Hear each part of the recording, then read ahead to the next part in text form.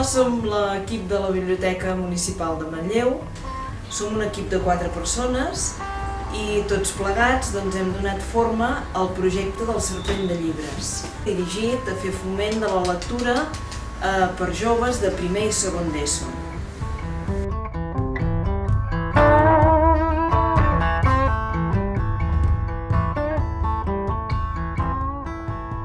Hi ha una llegenda que és coneguda per tothom, que ens diu que d'aquí de l'altra banda del riu Ter hi sortia un gran serpent que tenia un diamant al cap.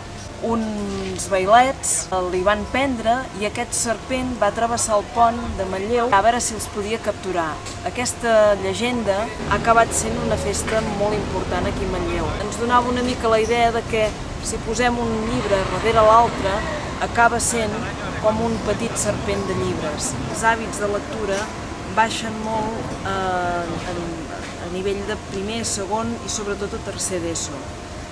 Vàrem pensar que estaria bé fer un projecte que acostés el que eren els llibres directament allà on hi havia els nois i noies. Tenim un 23% d'immigració i la diversitat en quant a nivells de lectura també ens va fer pensar en un projecte que acostés la lectura a tothom.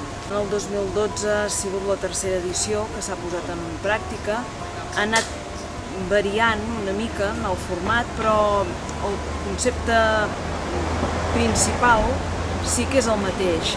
Anem als instituts a recomanar novel·la juvenil, còmic i poesia i ho fem amb l'ajuda d'una dinamitzadora que ens dona aquesta relació, aquest feeling amb la gent jove. És una feina que m'apassiona perquè llegir és una cosa que m'agrada molt, llavors el que intento simplement és encomanar aquestes ganes de llegir amb els nanos. I com ho faig? Doncs bé, arribo a la classe i el primer que faig és explicar-los una mica com funciona aquest pla dinamitzador de la lectura i llavors ja començo amb un conte. L'àlbum il·lustrat és una eina que va molt bé per introduir tot el tema de la lectura i agrada molt, ha tingut molt d'èxit. I després ja començo amb les novel·les, normalment portem 4 novel·les diferents i llavors algun llibre de lectura fàcil.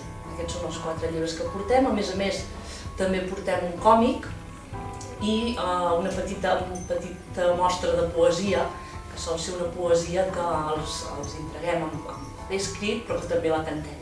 Llavors una mica el que faig és explicar els començaments dels llibres i deixar-los una mica amb l'intriga.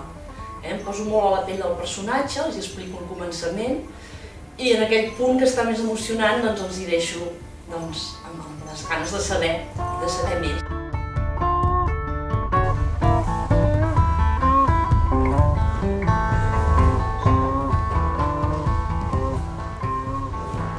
Quan la Maria ens va fer la proposta de participar en el projecte Serpent de Llibres, nosaltres estàvem iniciant el projecte de biblioteca del centre, havíem inclòs en el currículum dels alumnes de primer cicle una hora setmanal de biblioteca i de seguida ens hi vam abocar.